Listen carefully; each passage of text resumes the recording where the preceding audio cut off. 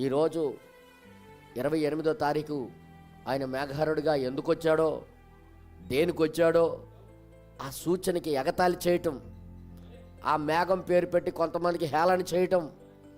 మీరు మేఘ గ్రూపా, మేఘం యొక్క గ్రూపా? బైబిల్ వర్తమానం జాగ్రత్తగా చదివితే ఆ మేఘం ఎందుకు వచ్చిందో అర్థమవుద్ది. ఆ మేఘారుడిగా ఎందుకు వచ్చాడో అర్థమవుద్ది. ఆ మేఘారుడిగా రావాల్సిన పని ఏంటి ఆయనకి? మేఘం ధరించుకొని రావలసినంత పని ఏంటి ఆయనకి? ఎందుకు? దాని వెనకాల ఆయన ఉద్దేశం ఏంటి? ఆయన ప్రణాళిక ఏంటి? ఈ రోజుల్లో గౌరవం లేదు, మర్యాద లేదు. వాక్యములో జరిగిన సంఘటనకి ఎగతాళి చేసి మాట్లాడడం. వర్తమానము వాక్యం కాలానికి జరిగిన సంఘటన, సూచన మనిషి గౌరవించాలి, ఒక విశ్వాసి గౌరవించాలి, రెస్పెక్ట్ ఇవ్వాలి. అది వాక్యములో జరుగుతున్న సంఘటన కాబట్టి దానికి శిరస వాయించాలి. వాక్యములో జరిగిన సంఘటన కాబట్టి దానికి మనం లోబడాలి. కానీ ఆ రోజు పూర్వకాలం నుండి ఏదైతే జరుగుతుందో అవమానం, దేవుడు ఏ సూచనలు ఇచ్చినా ఆ సూచనలకి మనుషులు ఉపేక్షించడం, తిరస్కరించడం జరుగుతుందన్నమాట. ఈరోజు కూడా అదే జరుగుతుంది. ఆ నిజమైన సూచనల్ని తిరస్కరించే స్వభావాలు, ఆ నిజమైన సూచనల్ని గౌరవించకపోవడం స్వభావం.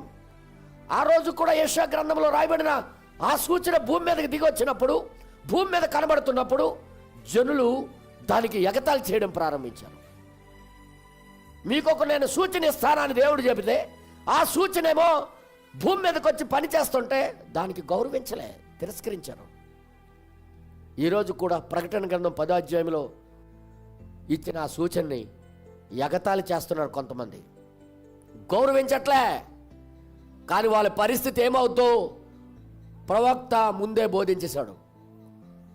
ప్రవక్త ముందే బోధించేశాడు.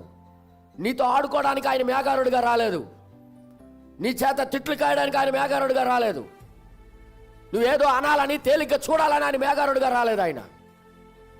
ఆయన మేఘారుడిగా వచ్చాడంటే దాని వెనకాల ఒక కారణం ఉంది, ఒక ఉద్దేశం ఉంది, దేవునికి ఒక ప్రణాళిక ఉంది. ప్రణాళిక ఆయన బయలుపరచాలని ఆయన వస్తే ఆయనకి మీరు మేఘం గ్రూపా, మీరు మేఘాన్ని నమ్ముతారా? మరి నువ్వు దేనికి నమ్ముతున్నావు? దయ్యానికా? ప్రకటన 10 నువ్వు నమ్మకపోతే నువ్వు దేన్ని నమ్ముతున్నావు? వాక్యము నెరవేర్పు నమ్మకపోతే దేన్ని నమ్ముతున్నావు నువ్వు? భూమి కాలక మునిపే, అంతం రాక మునిపే ఆయన మేఘారుడిగా వస్తానని బైబిల్లో వాగ్దానం చేశాడు. ఆయన వచ్చిన దానికి ఒక కారణం ఉంది, ఒక పని ఉంది. ఆ పని ఏదో నీకు తెలియదు, ఆ సూచన ఎందుకు వచ్చిందో నీకు తెలియదు. నువ్వు ఎలాగ సిద్ధపడతావు? నీకు ఎలాగ ధైర్యం వస్తుంది? ఈరోజు మీకు ఇవన్నీ చెప్పాలని నేను ఆశిస్తున్నాను. ఎవరైనా అర్థం లేకుండా, ఈ మేఘం గురుని ప్రత్యక్షత లేకుండా ఆయన మేఘారుడిగా వచ్చి, ఇప్పుడు అది ప్రాజెక్ట్ మీద వేయలేదు కానీ అది ఆ మేఘారుడిగా ఎందుకు వచ్చాడో, ఆ మేఘారుడిగా ఎందుకు రావాల్సి వచ్చిందో, బైబిల్లో ఎందుకు వాగ్దానం చేశాడో అనేది మనము కనుక్కోకపోతే అందరిలాగా బుద్ధిహీనులం అవుతాం. ప్రతి ఒక్కరికి తెలియాలా, సంఘములో ప్రతి ఒక్కరికి తెలియాలా ఆయన మేఘారుడిగా రావాల్సిన పరిస్థితి ఎందుకు వచ్చిందని, ఎందుకు వాగ్దానం చేశాడు మేఘారుడిగా వస్తానని. 2000 సంవత్సరాల క్రితమే రాయించాడు అది, 2000 సంవత్సరాల క్రితమే చెప్పాడు అది. ఆయన నేను వస్తున్నాను అలాగని ఎక్కడ అపోస్తుల కాలంలోనే చెప్పబడింది అది. ఆయన మేఘారుడై వెళ్ళిపోయాడు, ఇక్కడ నుండి ఆరోహణం అయిపోయాడు ఆయన. అలాంటప్పుడు మరలా అలాగే వస్తానని చెప్పాడు. ఎందుకు వస్తానని చెప్పాడు? అలాగా దేనికి వస్తానన్నాడు?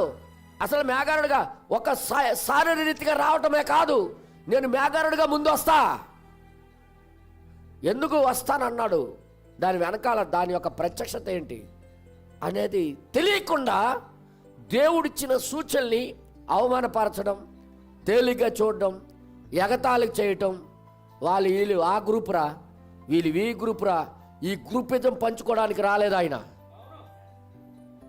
నువ్వు నేను ఎరగాలని వచ్చాడు ఆయన. దాని వెనకాల ఉద్దేశం తెలుసుకోవాలని వచ్చాడు ఆయన.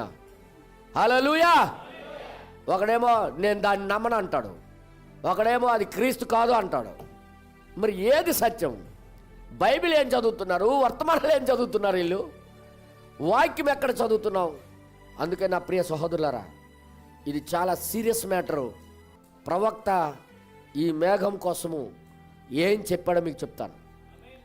ఈ మేఘారుడిగా వచ్చిన తర్వాత బైబిల్లో రాయబడినట్టుగా లూకాసు వార్తలో మీ తలలు పైకెత్తుకోండి, మీ తలలు పైకెత్తుకోండి. ఎందుకు ఎత్తుకోవాలి?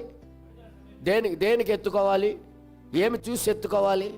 దాని వెనకాల భావం ఏంటి, దాని ఉద్దేశం ఏంటి తెలుసుకోకుండా వర్తమానానికి తల దించినట్టుగా చేస్తున్నారు ఈ రోజుల్లో వర్తమానంలో ఉన్న చాలామంది. నా ప్రియ సహోదరి సహోదరులారా, ఇది నువ్వు అనుకున్నట్టుగా మామూలు విషయం కూడా కాదు. 2-3 పాయింట్లు చెప్తాను, దాన్ని బట్టి మీరే ఆలోచించండి, మీరే పరిశీలించండి. వాక్యాన్ని, వర్తమానము, బైబిల్ని మీరు పరిశీలించండి. 2-3 దగ్గర మీకు ఆ యొక్క క్లూ దేవుడు మనకి ఇచ్చి ఉన్నాడు, పెట్టాడు అక్కడ.